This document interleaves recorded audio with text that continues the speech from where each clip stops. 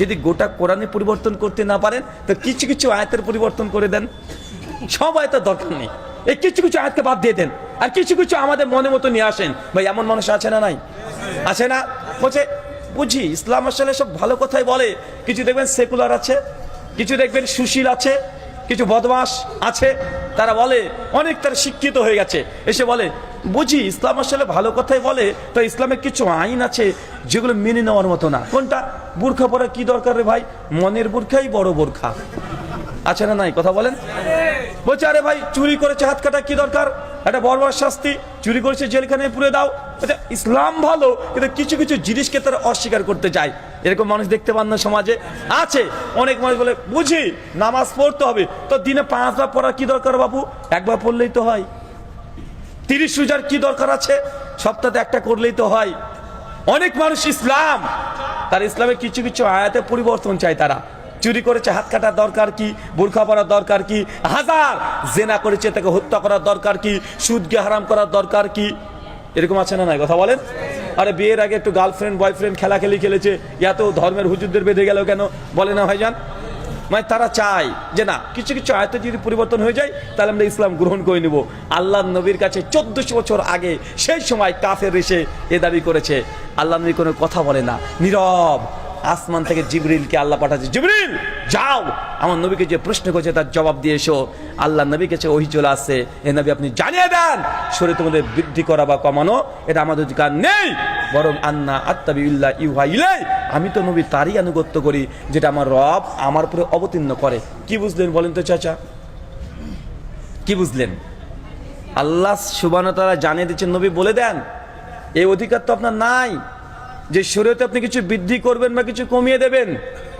আরে আপনি নবী তো আপনি নিজেই বাধ্য যে আমি আল্লাহ যা অবতীর্ণ করি সেটা মানতে, এটা আপনি তো বাধ্য। আপনাকে যে সে পরিবর্তনের দাবি করছে। ভাই সমাজে পরিবর্তন আছে না নাই? সমাজে ইসলামের নামে করলে ক্ষতি কি? দলিল নেই তো কি হয়েছে? ভালো কাজ বেশি করলে হয় কি? ভাই এরকম যুক্তি আসে না? চাচাকে দীর্ঘদিন ধরে বলে আসা হচ্ছে যে চাচা ফরজ নামাজের পরে আল্লাহ নবী হাত তুলে মোনাজাত করেনি। চাচা বলছে বুঝলাম বাপু, অত কোরআন হাদিস বুঝি না, বুঝেছি তোমার কথা, তারপর ধরে নিলাম যে নামাজের পরে সম্মিলিত মোনাজাত কোরআন হাদিসের কোনো দলিল নেই। তো বাবা হাত তুলে আল্লাহর কাছে তো দোয়া চেয়েছি, দরগার কাছে তো আমরা আল্লাহরা যাই না, আল্লাহর কাছে চেয়েছি, খারাপ কি দেখলে? এটা মানে খুব কষ্ট নিয়ে বলে। এমন কিছু চাচা আছে না? খুব কষ্ট পায়। আমি জানি চাচা কষ্ট লাগে। আবার একজন বলছে আরে আল্লাহর কাছে তো হাত তুলেছি, পা তো আর তুলিনি, হাত তুলে তো চেয়েছি। এই দুয়াও তুলে দিল এরা সমাজ থেকে। নতুন নতুন হুজুরা আসছে, নামাজের পরে দুয়াই তুলে দিল। কত দুঃখ ভাই! এমন মানুষ আছে না সমাজে? মানুষ আছে। কেন? মানুষ তার নিজের আবেগটাকে কাজে লাগিয়েছে এখানে, যে শরীয়ত যে পালন করতে হয় কোরআন এবং হাদিস ভিত্তিক, এর মধ্যে নিজের পরিবর্ধন করা যায় না। মানুষ এখন নিজে বুঝতে পারেনি, মানুষ মনে করছে ভালো জিনিস যত ইচ্ছা তত করা যায়, আর নামাজই তো, নামাজ তো ভালো কাজ, যত ইচ্ছা তত পড়া যায়। এই তো মানুষকে দেখা যায় রমাজান মাসে 27 রমাজানে দেখবেন একদম লাইট টাইট করে রান্না বান্না প্রস্তুত করছে, আর কিছু মানুষ 2 রাকাত করে 1000 রাকাত নামাজ পড়ছে। আছে না ভাইজান? ও ভাবছে যত নামাজ পড়বো, মানে যত সিজদা দেব তত আল্লাহর ওলি হয়ে যাব। ও ভাবছে যে যত রাকাত নামাজ বেশি পড়বে তত আল্লাহর ওলি। এমন সমাজে আছে না ভাইজান? কিন্তু মানুষ এতটুকু বুঝতে পারেনি যে না, শরীয়ত এমনটা নয়, নামাজ বেশি পড়লেই আপনি আল্লাহর ওলি হয়ে যাবেন, ব্যাপারটা এমন নয়। চলেন আপনার একটা ছোট্ট মিসাল উদাহরণ দিই, কারণ আপনার কোরআন হাদিসের চাইতে উদাহরণটা বেশি পছন্দ করেন। চাচা প্রতিদিন ফরজ নামাজ আমরা কত রাকাত পড়ি? আরো জোরে বলেন। 17 রাকাত পড়ি না? আচ্ছা 17 রাকাত পড়ি। আচ্ছা 17 রাকাত কি প্রতিদিন পড়ি? জুমার দিন গতকালকে কি বার ছিল? সরি, জুমার দিন পরশুদিন ছিল। জুমার দিন কত রাকাত পড়েছেন? দেখেন চাচা, জুমার দিন 15 রাকাত পড়েছি না? ফরজ 15 রাকাত না? জোহর হচ্ছে 4 রাকাত ফরজ, জুমার দিন কয় রাকাত ফরজ? 2 রাকাত ফরজ। এখন আমি যদি এসে বলি, বা আপনার কোনো পীর সাহেব 22 হাত পাগড়ি পরে আর 26 হাত জুব্বা পরে এসে যদি বলে বাবা রে আজ থেকে আমরা জুমার নামাজ 4 রাকাত পড়বো, তার পেছনে নামাজ পড়বেন? কেন পড়বেন না চাচা? কেন? নামাজ পড়া ভালো কাজ না? নামাজ পড়া ভালো কাজ না?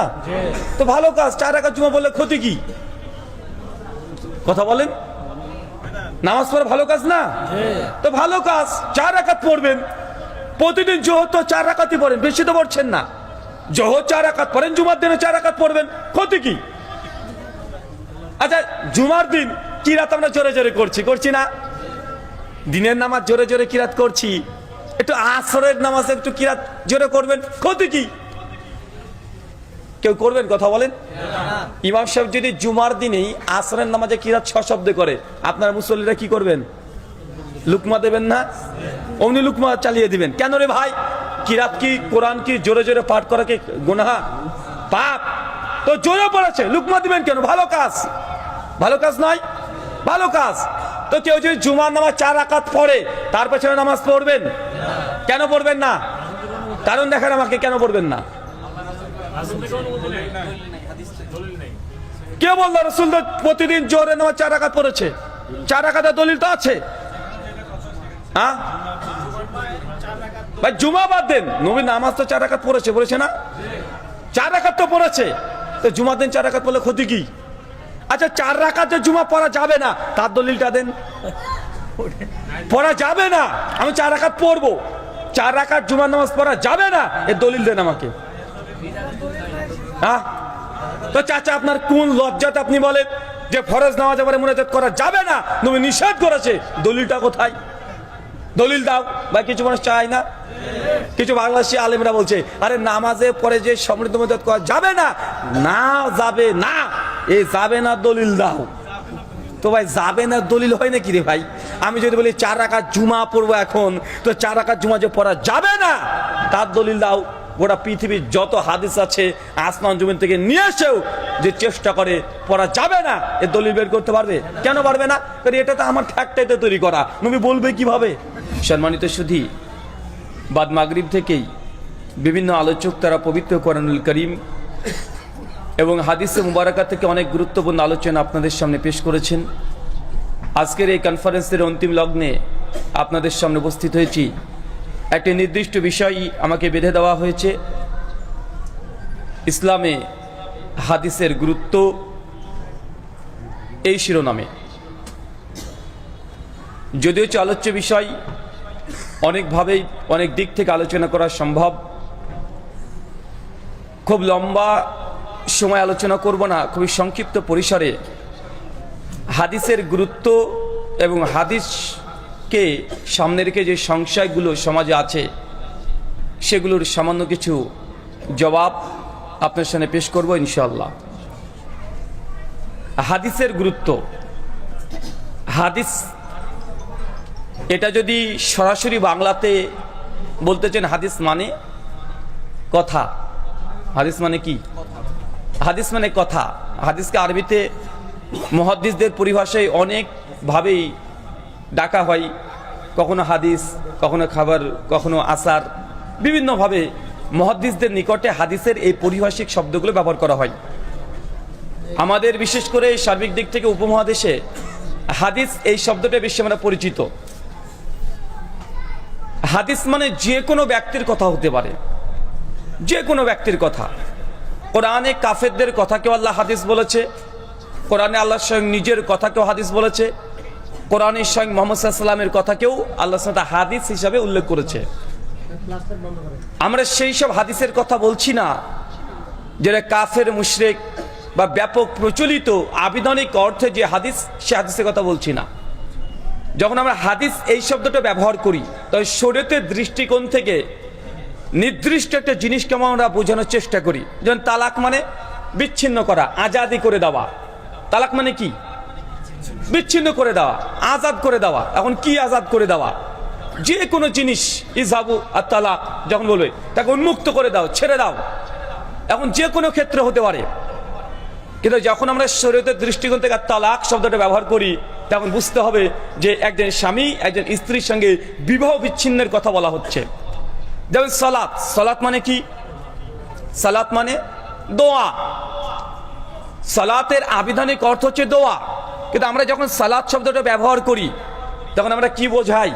নামাজের তাকবীর থেকে সালাম পর্যন্ত যে রুকুন আহকামগুলো আছে কমপ্লিট যখন আপনি করবেন, এটাকে আমরা একটা সালাত বলি। তার যে কোনো জিনিসের একটা আবিধানিক অর্থ আছে আর একটা পারিভাষিক অর্থ আছে। কেন? কারণ আরবি ভাষা আমাদের নবী তিনি প্রথম নিয়ে আসেননি। আমাদের নবী আসার পূর্বেও আরবি ভাষা এটা ছিল। উদাহরণ দিয়ে একটা বিদআত, এই শব্দ পরিচিত না? বিদআত শব্দ এটাও আল্লাহ নবী যখন নবী না তার পূর্বে ওই বিদআত শব্দটা আরবি সাহিত্যে আরবি ভাষাভাষী মানুষরা বিদআত শব্দটা ব্যবহার করত। কি উদ্দেশ্যে? নতুন কোনো জিনিসকে বোঝানোর জন্য। কি বলেন তো? নতুন যে কোনো জিনিসকে বোঝানোর জন্য তারা বিদআত এই শব্দ ব্যবহার করত। এই শব্দটা ঠিকই থাকে। আল্লাহ নবী যখন তিনি আসলেন দাওয়াত নিয়ে, রিসালাত নিয়ে, তখন এই বিদআত শব্দটা শব্দ ঠিক থাকলো, কিন্তু এর গুণগত মান নবী এসে পরিবর্তন করে দিলেন। সালাত শব্দ ঠিক থাকলো, কিন্তু সালাতের গুণগত মান তিনি পরিবর্তন করে দিলেন। তালাক শব্দ আগেই ছিল, কিন্তু নবী যখন আসলেন শরীয়তের পোশাক পরিধান করে দিয়ে এর ব্যাখ্যা, এর বিশ্লেষণ, এর তাৎপর্য সবগুলোকে পরিবর্তন করে দিলেন। তাই আরবি কোনো শুধু শব্দকে সামনে রেখেই যদি আমরা আলোচনা করি তাহলে অনেক ক্ষেত্রে আপনি বিভ্রান্ত হয়ে যাবেন। আর বিশেষ করে দেখবেন আহলে কোরআন যারা আছে, যারা মুনকিরে হাদিসকে অস্বীকার করে দেয়, তারা সমস্ত কিছু তারা আবিধানিক অর্থটাকে প্রাধান্য দেয়। তারা হাদিস মানে কথা, এই হাদিস মানে শুধু কথা নয়, এর বিস্তীর্ণ আলোচনা আছে। চলেন তার আগে আপনাদের উদ্দেশ্যে দুটো নসিহা, মনটাকে উদার রেখে। আল্লাহ সুবহানাহু ওয়া তাআলা তিনি বলছেন কোরআনুল কারীম সূরা জুমার সূরা নম্বর 39 আয়াত নম্বর 18, আল্লাযীনা ইয়াসতামিউনাল কওল ফায়াত্তাবিউনা হাসানা উলাইকাল্লাযীনা হাদাহুমুল্লাহ ওয়া উলাইকা হুম উলুল আলবাব। বাংলা ভাবার্থ, আল্লাহ বলছেন আল্লাযীনা ইয়াসতামিউনাল কওল, যারা মনোযোগ সহকারে কথা শ্রবণ করে। কি বলেন তো? শুনতে পাচ্ছেন আমার কথা? আল্লাহ বলছেন যারা মনোযোগ সহকারে কথা শ্রবণ করে। কথা যখন শ্রবণ করবেন মনোযোগ লাগবে। এখানে মন হৃদয় পড়ে থাকবে শরীরটা, আর মন ব্যবসা করবে এমনটা যেন না হয়। আল্লাহ বলছেন যারা মনোযোগ সহকারে কথা শ্রবণ করে, আল্লাযীনা ইয়াসতামিউনাল কওল ফায়াত্তাবিউনা হাসানা। শুধু শোনা পর্যন্ত ক্ষান্ত নয়, শোনার পর হৃদয়কে উন্মুক্ত রাখতে হবে। এই নিয়াত সবসময় থাকবে, আজকে যে আমি শুনেছি এবং সবচেয়ে উত্তম যেটা আমি সেটাকে গ্রহণ করব। এই গ্রহণ করার মতো হৃদয় থাকতে হবে। যদি গ্রহণ করার মতো হৃদয় না থাকে, আল্লাহ কি বলছেন? উলাইকাল্লাযীনা হাদাহুমুল্লাহ, যাদের এই দুটো গুণ আছে আমি মূলত তাদেরকে হেদায়েত দিয়ে থাকি। মানে আল্লাহ সুবহানাহু ওয়া তাআলা গোটা বিশ্বের মানুষকে হেদায়েত দেবেন এমনটা নয়, আল্লাহ যাকে তাকে ধরে হেদায়েত দিয়ে দেন এমনটা নয়। যাদের হৃদয় থাকবে উন্মুক্ত এবং সব সময় জানার আকাঙ্ক্ষা, জানার আগ্রহ, জানার তৃষ্ণা যাদের মধ্যে আছে, তারাই দেখবেন মূলত হেদায়েত পায় না ভাইজান? কত দেখেন কাফের মুশরিক ইসলামের সমালোচনা করতে গিয়েছে। ইসলামকে সমালোচনা করা মানেও জানা, ও জানতে গিয়েছে, নেগেটিভ হোক অথবা পজিটিভ হোক। যখন ইসলামকে ভালোভাবে জানতে গিয়েছে সমালোচনা করার উদ্দেশ্যে, তখনই তার হৃদয়ে আল্লাহ সুবহানাহু ওয়া তাআলা অনেক মানুষ আছে যাদেরকে হেদায়েতের পিয়ালা পান করে দিয়েছেন। অনেকজন ইতিহাসে আছে না? Quran and Bible light of history of science, Maurice Bucaille দীর্ঘদিন ধরে ইসলামের সমালোচনা করার জন্য, ইসলামের ভুল বের করার জন্য ও তৎপর ছিল। যখন ইংরেজি যখন কোরআনুল কারীম পড়েছেন, বেশ কিছু কোরআন থেকে ভুলও বের করে ফেলেছেন। খুব খুশি যে মুসলমানরা বলে লা রাইবা ফি, কোনো সন্দেহ নেই আমি মরিস বুকাইলি একজন বিজ্ঞানী, আমি ভুল ধরতে পেরেছি ইংরেজিতে কোরআন পড়ে। আল্লাহ সুবহানাহু ওয়া তাআলা তাকে হেদায়েত করবেন, তার জন্য তার মাথাতে আল্লাহ অটোমেটিক বুঝিয়ে দিয়েছেন যে ইংলিশ ট্রান্সলেশন পড়ে ভুল হতে পারে। কোরআনের যে মূল আরবি ভাষা, এই আরবি ভাষা যতক্ষণ না তুমি জানছো ততক্ষণ ভুল ধরাটা এটা কোনো যুক্তিবান ব্যক্তির জন্য শোভনীয় নয়। তিনি আরবি ভাষা শিখেছেন, আরবি ভাষা শিখে কোরআনুল কারীমের প্রতি তার এত মহব্বত, ভালোবাসা, ইসলাম গ্রহণ করেছেন। কোরআন মাজিদের পক্ষে বৈজ্ঞানিক যে কতগুলো প্রমাণ আছে তার সবগুলো মরিস বুকাইলি তিনি জমা করেছেন। আর বাইবেলে যত ভুল আছে সব ভুলগুলো তিনি আরেক জায়গাতে জমা করেছেন, একটা বই লিখলেন, গোটা বিশ্বের মানুষকে তিনি তাক লাগিয়ে দিলেন। ডাক্তার জাকির নায়েককে চেনেন না ভাইজান? ডক্টর জাকির নায়েকের কোরআন অ্যান্ড মডার্ন সায়েন্স, এই যে একটা ডিবেট আছে উইলিয়াম ক্যাম্বেলের সঙ্গে, আছে না?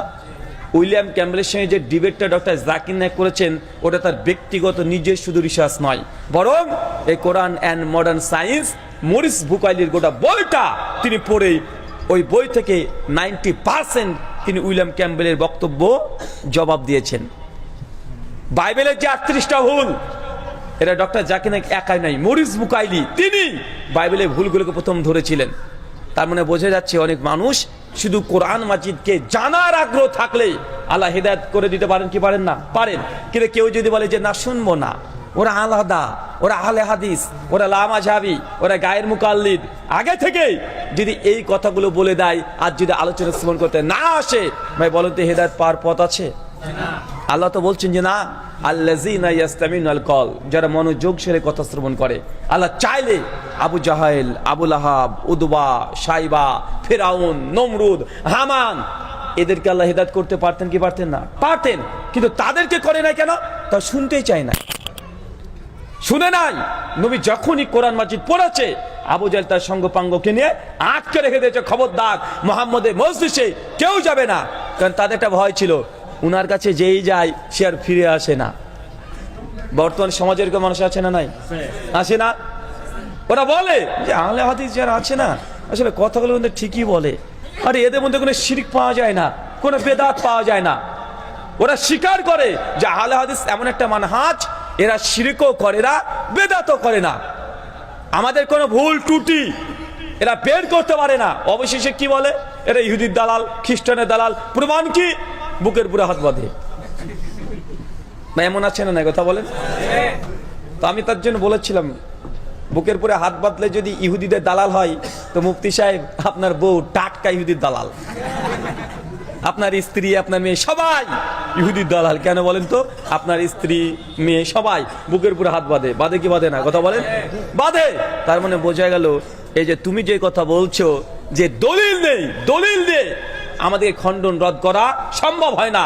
স্বীকারও করে যে আসলে এরা, দেখবেন ওদের অনেক বক্তারা বলে বেড়ায় যে আহলেসের সাধারণ ছেলেরাও ওরা অনেক হাদিস বুঝে, অনেক কোরআন বুঝে, আমাদের মাযহাবের মুফতিদের চেয়ে বেশি বুঝে। ভাই তারা স্বীকার করে না? স্বীকার করার পরেও তারা একটা গ্রহণ করতে চায় না। এরও কারণ আছে যে কেন গ্রহণ করতে চায় না।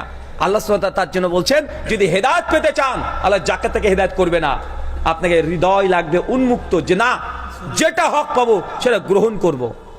ওমর ইবনুল খাত্তাব তিনিও আল্লাহর নবীর কাছে চলে গেছিলেন একজন তরবারি নিয়ে, সনদে দুর্বলতা আছে, তরবারি নিয়ে চলে গেছে, আজকে মুহাম্মদ সাল্লাল্লাহু আলাইহি ওয়াসাল্লামকে শেষ করে দেবো, ভাই যায় নাই। কিন্তু হৃদয় উন্মুক্ত ছিল, হক জানার আগ্রহ ছিল, বোঝার চেষ্টা করেছে, তিনি শুনেছেন, তারপর তিনি ইসলামটাকে গ্রহণ করেছে। যারাই ইসলামকে নিয়ে গবেষণা করতে গিয়েছে, আল্লাহ তাদেরকে হেদায়েত দিয়েছে। আর যারা গোলামি করেছে যে না, যা পেয়েছি, যা ছিল ওটাই মানবো, তারা হেদায়েত কোনোদিনই পায়নি। দ্বিতীয় আয়াত আল্লাহ বলছেন, আল্লাযীনা ইয়াসতামিউনাল কওল, যারা মনোযোগ সহকারে কথা শ্রবণ করে, ফায়াত্তাবিউনা হাসানা, আর শোনার পরে যেটা উত্তম জিনিস বেছে বেছে ওটাকেই গ্রহণ করে নাই। এখন বলেন তো, আল্লাহ যখন উন্মুক্ত করে দিলেন, যেটা উত্তম জিনিস সেটাকে গ্রহণ করে নাই, এখন উত্তম কোনটা? আমি যে কথা বলছি সেগুলো উত্তম কথা? আপনার পীর সাহেব যে কথা বলে সেটা কি উত্তম? আপনার হুজুরে যে কথা বলে সেটা উত্তম? মাওলানা যেটাকে বলছে সেটা উত্তম? না রবীন্দ্রনাথ ঠাকুর, না অ্যালবার্ট আইনস্টাইন? কে, কার কথা উত্তম কিভাবে বুঝবেন? আল্লাহ যে বললেন শোনার পরে সবচেয়ে উত্তম জিনিসের অনুসরণ করো, আনুগত্য করো, এবং উত্তম কোনটা? গজল। এটাকে আগে জানতে হবে। এটা যতক্ষণ না জানছেন যে উত্তম কি, আপনাকে আমি বলবো, দেখেন সহিহ মুসলিম শরীফে এই হাদিস আছে, আর আপনি তখন জবাব দিয়ে বলেন তোমার মুসলিম শরীফ বাদ দাও, আমার মাওলানা শরীফ এই কথা বলে, আছে না ভাইজান? আমি বলবো হাদিস শরীফ, উনি বলবেন হুজুর শরীফ। আমি বলবো মদিনা শরীফ, উনি বলবেন যে দেওবন্দ শরীফ। এমন আছে না নাই? আমরা যতই নিয়ে যেতে চাই তাদেরকে ইসলামের মূল কেন্দ্রবিন্দু জায়গাতে, তারা ততই পিছু টানে। আল্লাহ এই জন্য বলছে সবচেয়ে উত্তম জিনিসের অনুসরণ করা। উত্তম জিনিস কোনটা? চলেন, সে মুসলিম হাদিস নাম্বার 850, খুতবাতেই আহলে হাদিসরা প্রতিদিন পড়ে। আজকে আমি পড়েছি কি, ফাইন্না খায়রাল হাদিসি কিতাবুল্লাহ, সবচেয়ে উত্তম কথা কার কথা? আল্লাহর কথা। আল্লাহ বললেন যে শোনো, শুনে সবার কথা গ্রহণ করা যাবে না, সব কথা গ্রহণ করে নিবে এমনটি নয়, বক্তা যা বলছে তাই মেনে নেবে এটা নয়, যা পড়েছে সেটা গ্রহণ করবে এটা নয়, বরং যেটা হাসান উত্তম জিনিস সেটাকে গ্রহণ করো, আর যেটা উত্তম না সেটাকে বর্জন করে দাও। উত্তম কোনটা? আল্লাহ নবী বলছেন ফাইন্না খায়রাল হাদিসি কিতাবুল্লাহ, সবচেয়ে উত্তম কথা, সবচেয়ে ভালো কথা হচ্ছে আল্লাহর কথা। কার কথা? তার মানে কোরআনুল কারীমের কথা। ওয়া খায়রাল হাদি হাদি মুহাম্মদ সাল্লাল্লাহু আলাইহি ওয়াসাল্লাম, এরপর সবচেয়ে উত্তম কথা মুহাম্মদ সাল্লাল্লাহু আলাইহি সাল্লামের কথা। তার মানে আমরা বুঝতে পারলাম যে আমাদের যাই আসুক না কেন, যদি কোরআনের কথা আর হাদিসের কথা যদি আমাদের সামনে চলে আসে, এটা আমার বিরুদ্ধে গেলেও আপনাকে মানতে হবে। আমি জানি কোরআন হাদিসের এমন কিছু আয়াত আছে, এমন কিছু হাদিস আছে যে কোরআনের আয়াত, যে হাদিস আপনার বিরুদ্ধে চলে যাবে, শুনলে যেন আপনার কেমন কেমন লাগে, শুনলে যেন রাগ তৈরি হয়ে যায়। কেন? ওই যে একটা হাদিস আছে, আপনি জানেন এই হাদিস দীর্ঘ 34 বছর ধরে শেখ আব্দুর রাজ্জাক বিন ইউসুফ হাফেজাল্লাহ মুখ থেকে আপনারা শুনে আসছেন। একই হাদিস প্রতিদিন বলছেন, কেউ যদি জেনে বুঝে 1 টাকা সুদ খায়, মায়ের সঙ্গে জেনা করলে যে পাপ হয়, আপনি একাই সে পাপ করছেন। হাদিস শোনা আছে না? শুনে আপনার রাগও হয়, হ্যাঁ মায়ের সঙ্গে জেনা, আমি তো খাই, আরে আমি তো খাই, আমি তো সুদী ব্যাংকে চাকরি করি, আমি তো দারোয়ানের কাজ করি, আমার বাড়িতে তো বিভিন্ন রকমের লোন আছে, আমার দোকান প্রতিষ্ঠান তো লোনের। যখন এই হাদিসটা শুনে আপনার রাগ হয়, কিন্তু এটা হাদিস, এটা হাসান, এটা উত্তম।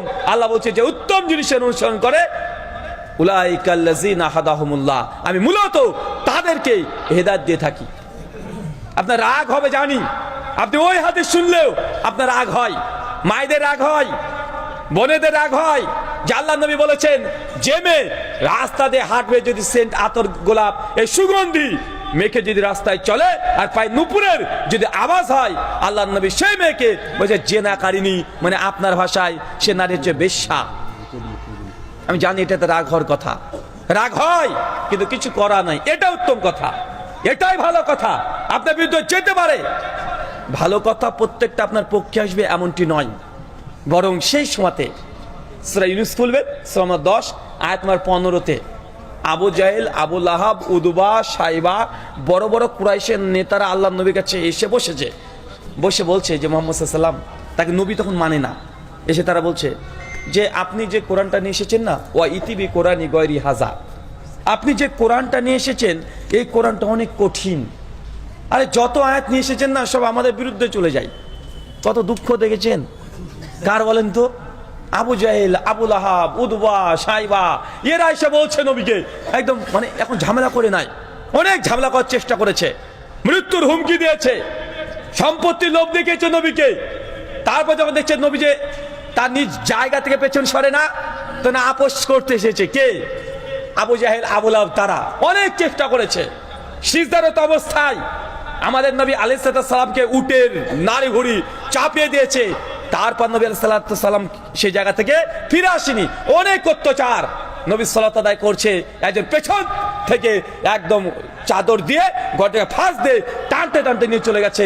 তারপরে নবীকে পেছনে ফেরাতে পারেনি। তো যখন দেখছে না শুনবে না আর কিছু, সব দল বেঁধে চলে এসেছে আল্লাহ নবীর কাছে। এসে আল্লাহ নবীকে আস্তে করে বলছে, ওয়া ইতিবি কোরআনি গয়রি হাজা, হে নবী মুহাম্মদ সাল্লাল্লাহু আলাইহি ওয়াসাল্লাম, তোমার উপরে যে কোরআনটা অবতীর্ণ হয়েছে না খুব কঠিন, তোমাকে নবী মেনে নেব, তবে একটা শর্ত আছে বাবা। কি শর্ত? ওয়া ইতিবি কোরআনি গয়রি হাজা, এই কোরআনটার পরিবর্তে অন্য একটা কোরআন নিয়ে আসি, তাহলে আপনাকে নবী মানবো। আরে যে আয়াত আসে সেটা আমাদের বিরুদ্ধে চলে আসে, এটা কাদের দাবি কথা বলেন? সেই সময় কাফেরদের দাবি। আরে তোমার কোরআনে যে আয়াত আসে সব আমাদের কুরাইশদের বিরুদ্ধে চলে যায়। আরে তোমরা বলো 360 মূর্তি মানা যাবে না, অথচ কাবার চতুর্পাশে 360 মূর্তি দিয়ে আমরা ব্যবসা করে খাই। তারা ব্যবসা করে খেতো না?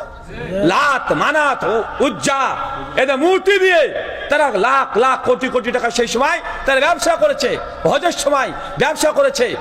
বলছে যে আয়াত আসে ঘুরে ফিরে একই কথা। কোরআনে যখন সূরাতুল ফাতিহা অবতীর্ণ হচ্ছে, ইয়াকা না'বুদু ওয়া ইয়াকা নাস্তাইন, আল্লাহ আমি তোমার ইবাদত করি, তোমার কাছে সাহায্য চাই। এটা আবু জাহেলের বিরুদ্ধে। এটা কার বিরুদ্ধে? এটাও আবু জাহেলের বিরুদ্ধে, আবু লাহাবের বিরুদ্ধে। কেন? আরে পড়ছে ইয়াকা না'বুদু ইয়াকা নাস্তাইন, আল্লাহ আমি তোমার ইবাদত করি, তোমার কাছে সাহায্য চাই। যখন মক্কার মানুষটা বুঝতে শুরু করেছে তার মানে হুবল কাজ কলা কিছু করতে পারে না, হুবলকে বাদ দিয়ে দিয়েছে। এত শুনলাম যে লাত মানাতুর যা হুবল এরাই সব ভালো মন্দ করতে পারে, কিন্তু কোরআন বলছে যে তোমারই ইবাদত করতে হবে আর তোমার কাছে সাহায্য চাইতে হবে। তখনই আবু জাহেলের বিরুদ্ধে চলে যায়। বর্তমান মুসলমানদের মধ্যেও যখন ইয়াকা না'বুদু ওয়া ইয়াকা নাস্তাইন এই আয়াতের বাংলা মানে করবেন, এক শ্রেণীর মানুষ তখন বলবে, মুখটা কালো করে চলে যায়। কেন জানেন? এই আয়াত বললেই কবরের কাছে কিছু চাওয়া যায় না, মাজার কিছু চাওয়া যায় না, পীর বাবার কাছে ছেলে চাইতে যাওয়া যায় না, তাবিজ পড়ার জন্য রাস্তা রাস্তা ঘুরে বেড়াতে হয় না। সেই সময় কাফেররা এই আয়াত বুঝেছিল। তার জন্য আল্লাহ নবীর কাছে এসে বলছে, ওয়া ইতিবি কোরআনি গায়রি হাযা, মুহাম্মদ সাল্লাল্লাহু আলাইহি ওয়াসাল্লাম এই কোরআনের পরিবর্তে অন্য একটা কোরআন নিয়ে আসেন, তবে আপনাকে নবী মেনে নিব। আল্লাহ নবী কোনো কথাই বলেন না তাদের কথা শুনে, তিনি নীরব অপেক্ষা করছেন যে কখন এই প্রশ্নের অ্যান্সার জিবরাইল আলাইহিস সালামের মাধ্যমে আল্লাহ দিয়ে দেয়। অনেকক্ষণ সময় কেটে যায়, কাফেরদের প্রস্তাবে নবী হ্যাঁও বলে না নাও বলে না, একটু তারা শর্তটাকে একটু মানে কমিয়ে দিল। তারপরে বলছে আবাদ্দিলহু, যদি গোটা কোরআনে পরিবর্তন করতে না পারেন তো কিছু কিছু আয়াতের পরিবর্তন করে দেন। সব আয়াতের দরকার নেই, এই কিছু কিছু আয়াতকে বাদ দিয়ে দেন আর কিছু কিছু আমাদের মনে মতো নিয়ে আসেন। ভাই এমন মানুষ আছে না? নাই আছে না? বলছে বুঝি ইসলাম আসলে সব ভালো কথাই বলে, কিছু দেখবেন সেকুলার আছে, কিছু দেখবেন সুশীল আছে, কিছু বদমাস আছে, তারা বলে অনেক তারা শিক্ষিত হয়ে গেছে, এসে বলে বুঝি ইসলাম আসলে ভালো কথাই বলে, তো ইসলামের কিছু আইন আছে যেগুলো মেনে নেওয়ার মতো না। কোনটা? বোরখা পরা কি দরকার রে ভাই, মনের বোরখাই বড় বোরখা। আছে না নাই? কথা বলেন। বলছে আরে ভাই চুরি করেছে হাত কাটা কি দরকার, একটা বড় শাস্তি, চুরি করেছে জেলখানায় পুরে দাও। আচ্ছা ইসলাম ভালো, কিন্তু কিছু কিছু জিনিসকে তারা অস্বীকার করতে চায়। এরকম মানুষ দেখতে পান না সমাজে? আছে অনেক মানুষ বলে বুঝি নামাজ পড়তে হবে, তো দিনে 5 বার পড়া কি দরকার বাবু, একবার পড়লেই তো হয়। 30 রোজার কি দরকার আছে, সপ্তাহে একটা করলেই তো হয়। অনেক মানুষ ইসলাম, তার ইসলামে কিছু কিছু আয়াতে পরিবর্তন চায়। তারা চুরি করেছে হাত কাটার দরকার কি, বোরখা পরার দরকার কি, হাজার জেনা করেছে তাকে হত্যা করার দরকার কি, সুদকে হারাম করার দরকার কি। এরকম আছে না নাই? কথা বলেন। আরে বিয়ের আগে একটু গার্লফ্রেন্ড বয়ফ্রেন্ড খেলাখেলি খেলেছে, এত ধর্মের হুজুরদের বেঁধে গেল কেন, বলে না ভাইজান? মানে তারা চায় যে না কিছু কিছু আয়াতে যদি পরিবর্তন হয়ে যায় তাহলে আমরা ইসলাম গ্রহণ করে নেব। আল্লাহ নবীর কাছে 1400 বছর আগে সেই সময় কাফের এসে এ দাবি করেছে। আল্লাহ নবী কোনো কথা বলে না, নীরব। আসমান থেকে জিবরিলকে আল্লাহ পাঠাচ্ছে, জিবরিল যাও আমার নবীকে যে প্রশ্ন করেছে তার জবাব দিয়ে এসো। আল্লাহ নবীর কাছে ওহী চলে আসছে, এ নবী আপনি জানিয়ে দেন শরীয়ত তোমাদের বৃদ্ধি করা বা কমানো এটা আমাদের অধিকার নেই, বরং আন্না আত্তাবিউল্লাহ ইউহা ইলাই, আমি তো নবী তারই আনুগত্য করি যেটা আমার রব আমার উপরে অবতীর্ণ করে। কি বুঝলেন বলেন তো চাচা, কি বুঝলেন? আল্লাহ সুবহানাহু ওয়া তাআলা জানিয়ে দিচ্ছেন নবী বলে দেন, এই অধিকার তো আপনার নাই যে শরীয়তে আপনি কিছু বৃদ্ধি করবেন বা কিছু কমিয়ে দেবেন। আরে আপনি নবী তো আপনি নিজেই বাধ্য যে আমি আল্লাহ যা অবতীর্ণ করি সেটা মানতে, এটা আপনি তো বাধ্য। আপনাকে যে সে পরিবর্তনের দাবি করছে। ভাই সমাজে পরিবর্তন আছে না নাই? সমাজে ইসলামের নামে করলে ক্ষতি কি, দলিল নেই তো কি হয়েছে, ভালো কাজ বেশি করলে হয় কি, ভাই এরকম যুক্তি আসে না? চাচাকে দীর্ঘদিন ধরে বলে আসা হচ্ছে যে চাচা ফরজ নামাজের পরে আল্লাহ নবী হাত তুলে মোনাজাত করেনি। চাচা বলছে বুঝলাম বাপু, অত কোরআন হাদিস বুঝি না, বুঝেছি তোমার কথা, তারপর ধরে নিলাম যে নামাজের পরে সম্মিলিত মোনাজাত কোরআন হাদিসের কোনো দলিল নেই। তো বাবা হাত তুলে আল্লাহর কাছে তো দোয়া চেয়েছি, দরগার কাছে তো আমরা আল্লাহরা যাই না, আল্লাহর কাছে চেয়েছি, খারাপ কি দেখলে? এটা মানে খুব কষ্ট নিয়ে বলে। এমন কিছু চাচা আছে না খুব কষ্ট পায়? আমি জানি চাচা কষ্ট লাগে। আবার একজন বলছে আরে আল্লাহর কাছে তো হাত তুলেছি, পা তো আর তুলিনি, হাত তুলে তো চেয়েছি। এই দুয়াও তুলে দিল এরা সমাজ থেকে, নতুন নতুন হুজুর আসছে নামাজে পড়ে দুয়াই তুলে দিল, কত দুঃখ। ভাই এমন মানুষ আছে না সমাজে? মানুষ আছে, কেন মানুষ তার নিজের আবেগটাকে কাজে লাগিয়েছে এখানে, যে শরীয়ত যে পালন করতে হয় কোরআন এবং হাদিস ভিত্তিক, এর মধ্যে নিজের পরিবর্তন পরিবর্ধন করা যায় না। মানুষ এখন নিজে বুঝতে পারেনি, মানুষ মনে করছে ভালো জিনিস যত ইচ্ছা তত করা যায়, আর নামাজই তো, নামাজ তো ভালো কাজ, যত ইচ্ছা তত পড়া যায়। এই তো মানুষকে দেখা যায় রমজান মাসে 27 রমজানে দেখবেন একদম লাইট টাইট করে রান্না বান্না প্রস্তুত করছে, আর কিছু মানুষ 2 রাকাত করে 1000 রাকাত নামাজ পড়ছে। আছে না ভাইজান? ও ভাবছে যত নামাজ পড়বো, মানে যত সিজদা দেব তত আল্লাহর ওলি হয়ে যাব। ও ভাবছে যে যত রাকাত নামাজ বেশি পড়বে তত আল্লাহর ওলি। এমন সমাজে আছে না ভাইজান? কিন্তু মানুষ এতটুকু বুঝতে পারেনি যে না, শরীয়ত এমনটা নয়, নামাজ বেশি পড়লেই আপনি আল্লাহর ওলি হয়ে যাবেন, ব্যাপারটা এমন নয়। চলেন আপনার একটা ছোট্ট মিসাল উদাহরণ দিই, কারণ আপনার কোরআন চাইতে উদাহরণটা বেশি পছন্দ করেন। চাচা, প্রতিদিন ফরজ নামাজ আমরা কত রাকাত পড়ি? আরো জোরে বলেন। 17 রাকাত পড়ি না? আচ্ছা 17 রাকাত পড়ি। আচ্ছা 17 রাকাত কি প্রতিদিন পড়ি? জুমার দিন গতকালকে কি বার ছিল? সরি, জুমার দিন পরশুদিন ছিল। জুমার দিন কত রাকাত পড়েছেন? দেখেন চাচা, জুমার দিন 15 রাকাত পড়েছি না? ফরজ 15 রাকাত না? জোহর হচ্ছে 4 রাকাত ফরজ, জুমার দিন কয় রাকাত ফরজ? 2 রাকাত ফরজ।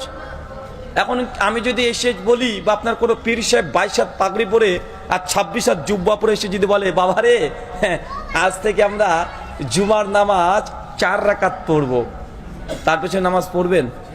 কেন পড়বেন না চাচা? কেন? নামাজ পড়া ভালো কাজ না? নামাজ পড়া ভালো কাজ না? তো ভালো কাজ, 4 রাকাত জুমা বললে ক্ষতি কি? কথা বলেন। নামাজ পড়া ভালো কাজ না? তো ভালো কাজ, 4 রাকাত পড়বেন। প্রতিদিন জোহর তো 4 রাকাতই পড়েন, বেশি তো পড়ছেন না। জোহর 4 রাকাত পড়েন, জুমার দিনে 4 রাকাত পড়বেন, ক্ষতি কি? আচ্ছা জুমার দিন কিরাত আমরা জোরে জোরে করছি না? দিনের নামাজ জোরে জোরে কিরাত করছি, একটু আসরের নামাজ একটু কিরাত জোরে করবেন, ক্ষতি কি? কেউ করবেন? কথা বলেন। ইমাম সাহেব যদি জুমার দিনেই আসরের নামাজে কিরাত সশব্দে করে, আপনারা মুসল্লিরা কি করবেন? লুকমা দেবেন না? অমনি লুকমা চালিয়ে দিবেন। কেন রে ভাই? কিরাত কি, কোরআন কি জোরে জোরে পাঠ করা কি গুনাহ? পাপ। তো জোরে পড়েছে, লুকমা দিবেন কেন? ভালো কাজ, ভালো কাজ নয়? ভালো কাজ। তো কেউ যদি জুমার নামাজ 4 রাকাত পড়ে, তার পেছনে নামাজ পড়বেন? কেন পড়বেন না? কারণ দেখেন আমাকে, কেন পড়বেন না? কে বললো রাসূল প্রতিদিন জোহরের নামাজ 4 রাকাত পড়েছে? 4 রাকাতের দলিল তো আছে। হ্যাঁ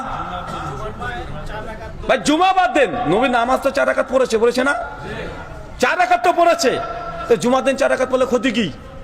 আচ্ছা 4 রাকাতে জুমা পড়া যাবে না, তার দলিলটা দেন। পড়া যাবে না, আমি 4 রাকাত পড়বো, 4 রাকাত জুমার নামাজ পড়া যাবে না, এর দলিল দেন আমাকে। হ্যাঁ, তো চাচা আপনার কোন লজ্জাতে আপনি বলেন যে ফরজ নামাজ পড়ে মুনাজাত করা যাবে না, নবী নিষেধ করেছে? দলিলটা কোথায়? দলিল দাও। বা কিছু মানুষ চায় না, কিছু বাংলাদেশি আলেমরা বলছে আরে নামাজে পরে যে সমৃদ্ধ মুনাজাত করা যাবে না, না যাবে না, এই যাবে না দলিল দাও। তো ভাই যাবে না দলিল হয় নাকি রে ভাই? আমি যদি বলি 4 রাকাত জুমা পড়বো এখন, তো 4 রাকাত জুমা যে পড়া যাবে না, তার দলিল দাও। গোটা পৃথিবীর যত হাদিস আছে আসমান জমিন থেকে নিয়ে এসেও যে চেষ্টা করে পড়া যাবে না, এর দলিল বের করতে পারবে? কেন পারবে না? কারণ এটা তো আমার ফ্যাক্টরিতে তৈরি করা। নবী বলবে কিভাবে? এটা আমার ফ্যাক্টরিতে তৈরি করা না। বুঝলাম চাচা, আপনার হাত তুলে মুনাজাত করতে ভালো লাগে, বলছি দেখো হাত তুলে একটু দোয়া করবো আল্লাহর কাছে, একটু কাদাকাটি করব, সপ্তাহে 7 দিন তো নামাজ পড়তে পারি না ব্যস্ততার কারণে, জুমার দিন যাই, একটু ইমাম সাহেব কেটে কেটে দোয়া করে, ইমাম সাহেবকে 500 টাকা দিই, বলে দিই যে হুজুরে 500 টাকা দিয়ে অপেক্ষায় আছে যে আল্লাহ 50,000 টাকা ও ঋণমুক্ত করে দিবে। দেখছেন কত বড় ব্যবসায়িক বেচারা। এখন এই জিনিস তুলে দেয় ভাই, ওর রাগ হবে না? কারণ ও তো জীবনে নামাজ পড়ে না, ও জুমার দিনে নামাজ পড়ে, খুতবার পরে আসে। খুতবার পরে দোকান বন্ধ করে না ভাই অনেকজন, খুতবার পরে ও দোয়া চায়, মানে ব্যবসা করতে এসেছে, তো এদের রাগ হবে। চাচা আপনি কষ্ট পায়েন না, আপনি মনে করছেন যে দোয়া মানে হাত তুলতে হবে, ও যে দোয়া করবো হাত তুলবো না, এটা কেমন দোয়া রে ভাই? দোয়া করবো হাত তুলবো না, হাত না তুলে কি দোয়া হয়? এটা আবেগ, সবগুলো আবেগ, আবেগ না এগুলো? চাচা দোয়া মানে হাত তোলা নয়, দোয়া মানে হাত তোলা নয়। নবী 3টে পদ্ধতিতে দোয়া শিখিয়েছে। কয়টা পদ্ধতিতে? 3টে। চলেন আপনাকে একটা একটা করে দেখাই। এক, আল্লাহ নবী কিছু কিছু দোয়া করেছে যে দোয়াতে নবী হাতও তুলে নাই, ইমাম সাহেবকেও ডাকে নাই। একটা উদাহরণ দিই। আচ্ছা, পায়খানা ঘরে যখন যান তখন দোয়া আছে? আচ্ছা, কে কে হাত তুলে করেন সেই সময়? পায়খানা করতে যান না আপনারা? না, আপনারা সব আল্লাহর ওলি হয়ে গেলেন, পায়খানা লাগে না। কেননা এই যে হুজুরে বক্তব্য দিয়েছেন একটা, যে আমাদের ইমাম সাহেব এত বড় বুজুর্গ, প্রতিদিন এশার নামাজে অজু দিয়ে ঢুকতো আর ফজর পর্যন্ত এক অজুতে নামাজ পড়তো, মানে অজু তারপরে ভাঙতো না। তার মানে এই যে এশা থেকে ফজর পর্যন্ত ফুসফাস তো দূরের কথা, কিচ্ছু হয়নি। ভাই এমন ওয়াজ শোনা যায় কি যায় না? শোনা যায় না? আমি ভাবছিলাম, আচ্ছা ধরে নিলাম যে আমাদের ইমাম সাহেব উনি 40 বছর এশার নামাজের অজুতেই ফজর পর্যন্ত পড়েছে, ফুসফাস হয়নি, ধরে নিয়েছি। বাথরুম প্রস্রাব লাগেনি, ধরে নিয়েছি। স্ত্রীর হক 40টা বছর, ভাই 4টে দিন তো না, 40 দিনও না। কত বছর? 40 দিন। তো স্ত্রীটার কি হয়েছিল রে ভাই? 40 বছর কি করলো? বা স্ত্রীর একটা হক আছে না নাই? আছে না? স্ত্রীর হক আছে। এখন বলতে পারে, আরে ভাই শুধু রাত্রেবেলায় যেতে হবে নাকি, দিন নাই নাকি? তো হুজুরে যে আবার লিখে রেখেছি একই বইয়ে, ফাজালে আমলে মুকদ্দমাতে লিখে রেখেছে, ফাজেল আমলের মুকদ্দমাতে লিখে রেখে দিয়েছে যে আমাদের ইমাম সাহেব 1 দিন 2 দিন নয়, টোটালি 50 বছর উনি রোজা রেখেছে। এখন বলেন, হিসাব বুঝান, দিন শেষ, দিন কি? দিন রোজাতে শেষ আর রাত নামাজে শেষ। বউটার কি দশা হয়েছিল ভাই? তার স্ত্রীর কি দশা হয়েছে? এটা তো আপনার বোঝার জন্য বললাম। আমার আর একটা পয়েন্ট মাথাতে আসে বারবার। আচ্ছা, যারা একটু আলেম কারা আছেন একটু হাত তোলেন তো কয়েকজন। আরে হাফেজ মাওলানা কিছু একটা, মাশাআল্লাহ। আচ্ছা বলেন তো, তাহাজ্জুদ জিনিসটা কি জিনিস? তাহাজ্জুদ কাকে বলে? রাতের সালাত। ফাতাহাজ্জাদ বিহা, ঘুম থেকে উঠে যে নামাজ পড়েন ওটা তাহাজ্জুদ। আসলে বাঙালিরা আমরা আরবি দেখলেই মানে ভাবি কি না কি, মানে আপনার প্রতি আমার রাগ আছে। এখন যদি আরবিতে শেখ এখানে আরবিতে 1 পৃষ্ঠা খসখস করে 10খানা গালি লিখে দেন তো, গালিগালাজ বুঝেন না? 10খানা 20খানা গালিগালাজ লিখে দিয়েছে এখানে। আর আপনাকে আপনি আপনার শত্রু, মানে আপনার উপরে আমার খুব রাগ আছে, হুজুর মানুষ, সরাসরি গাল দিতে পারবো না, আরবিতে লিখে দিয়েছি 2-10টা গালিগালাজ খিস্তি হাতে দিয়ে দেয়, বলে ভাই ধর, এটা ধর, একবার ধর। ও ধর, বলে আরবি ধরা যাবে না। কেন? বলছে অজু নাই। এমন আছে না ভাইজান? মানে ও আরবি দেখলে ভাবছে কোরআন এটা। আর যদি সকালবেলায় যদি দেখে যে রাস্তাতে কোনো আরবি পড়ে আছে কাগজে, ও সঙ্গে সঙ্গে ভাববে মনে করে ফেরেশতা বরকতের দোয়া লিখে দিয়ে গেছে, সঙ্গে সঙ্গে তুলে চুমু টুমু খেয়ে 4 ভাঁজ করে একদম ডাইরেক্ট বুক পকেটে ও লুকিয়ে রাখবে এইভাবে এইভাবে, এবার হাতকে চেপে ধরবে যে না পালিয়ে যায়, মানে পেছনে ও রাখবে না। কেন? ওটা পাছা। মানে বাঙালির আরবিতে ভক্তি আছে, আলহামদুলিল্লাহ, ভক্তি থাকা ভালো, কিন্তু অতি ভক্তি বা চোরের লক্ষণ। মানে বেশি ভক্তি দেখানো আবার ভালো না। মানে আমাদের এই বাঙালিদের অনেক প্রবলেম আছে। মানে হুজুরদের মুখে একটু 2-4টা আরবি শুনলে ভাবে কি না কি রে বাবা, কত বড় আল্লাহর ওলি, কি যে একটা বললো, কি বললো ও নিজেও বুঝে না। হুজুর বলছেন আমার চেয়ে রব্বানা জালামনা আনফুসানা, বাংলা মানে আল্লাহ অনেক গুনাহ করেছে, আল্লাহ অনেক পাপ করেছে, আল্লাহ আল্লাহ তুমি ক্ষমা করো। কে বলছে বলেন তো? হুজুরে।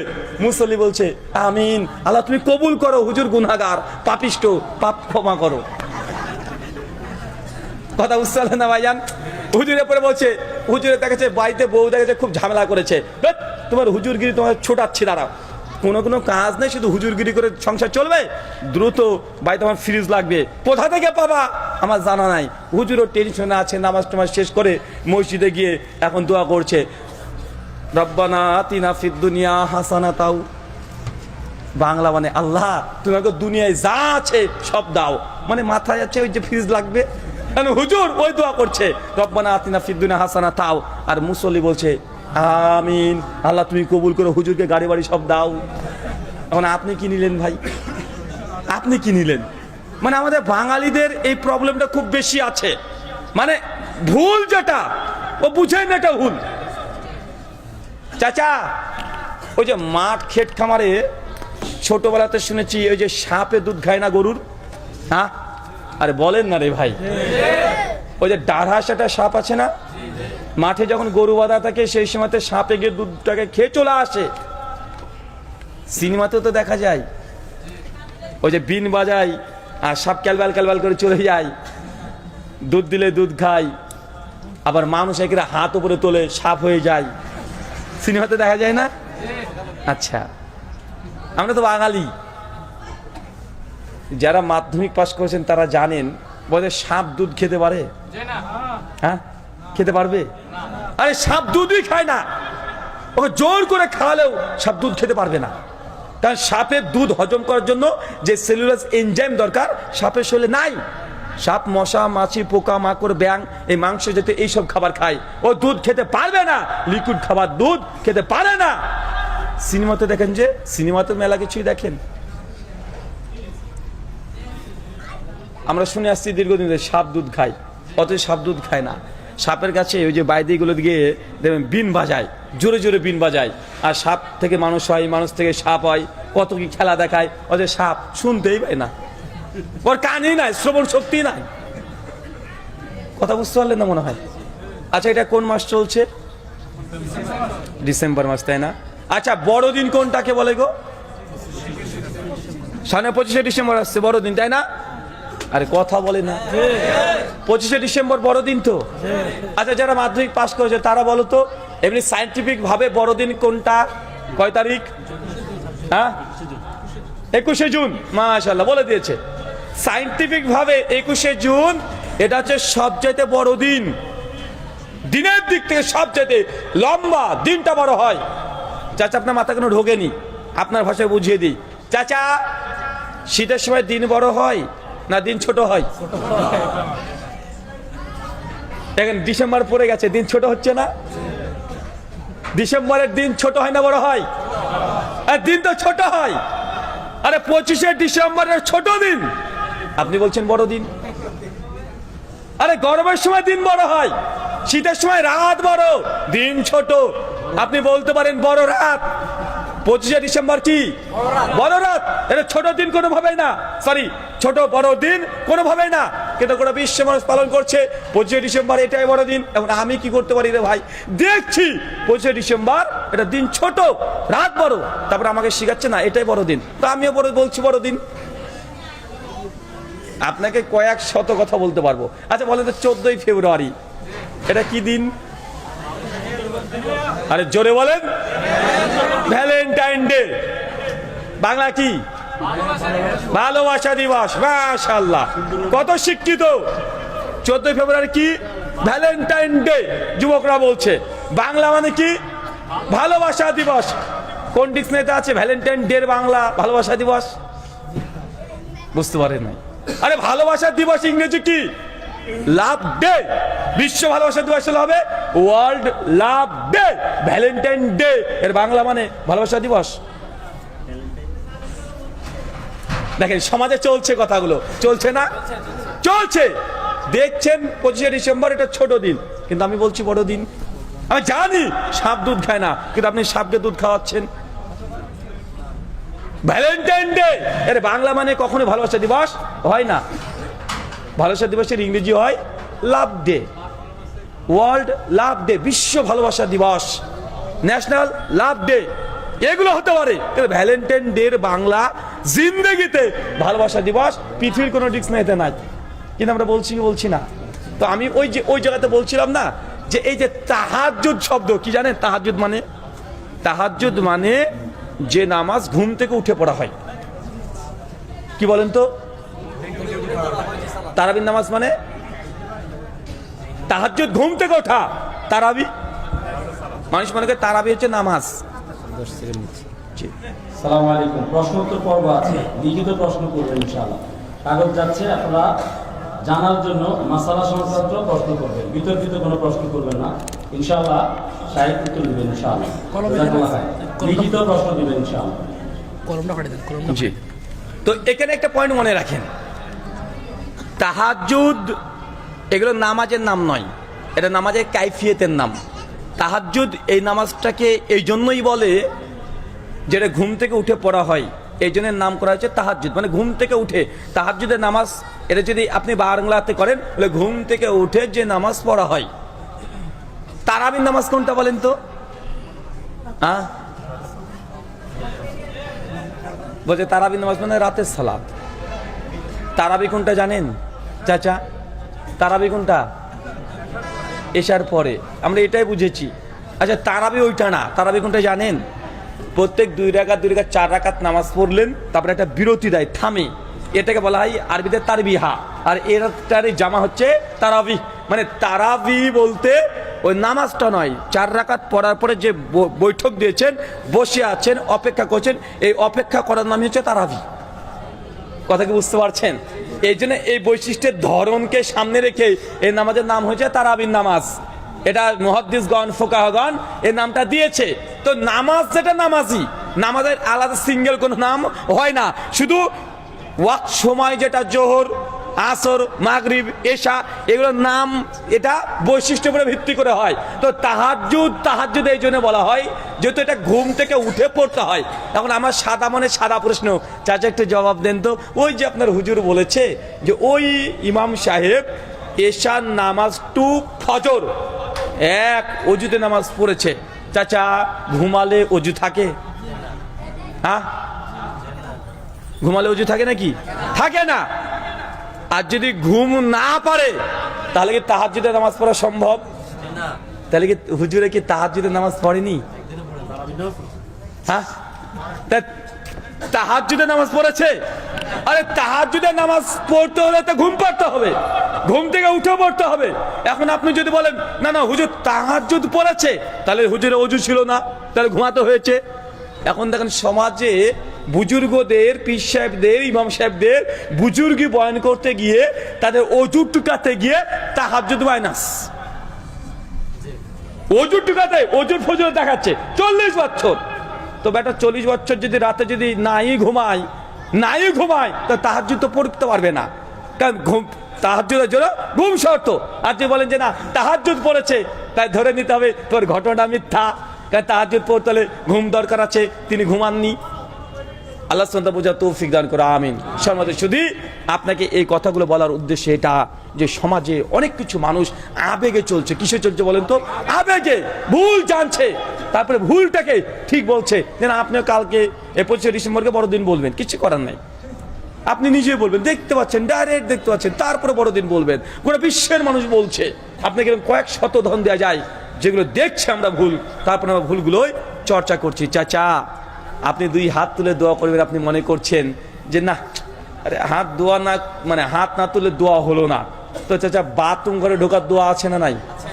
আপনারা কেউ হাত তুলে করেন কেন?